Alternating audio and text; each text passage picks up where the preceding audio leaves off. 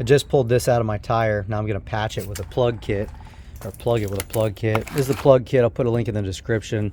Basically, you bore the hole out where you pulled out your nail, and then you thread one of these through the needle, push the needle through the tire. I didn't have enough pressure. I don't have enough pressure to push the needle through the tire, so I'll show you what I'm going to do. I got a ratchet strap. I went around the tire this way.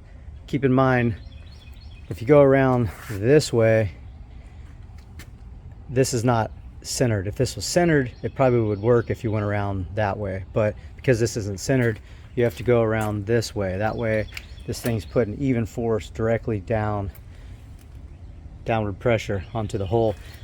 So like I said before, I wasn't able to push this down. I didn't have enough force to push this down into this thick tire. But just doing a couple, wrenching on the ratchet strap, there we go. We got it seated. I'm about to pull it out. See that, hopefully it stays in there. I can't get it out now. I'm gonna have to put you down. All right.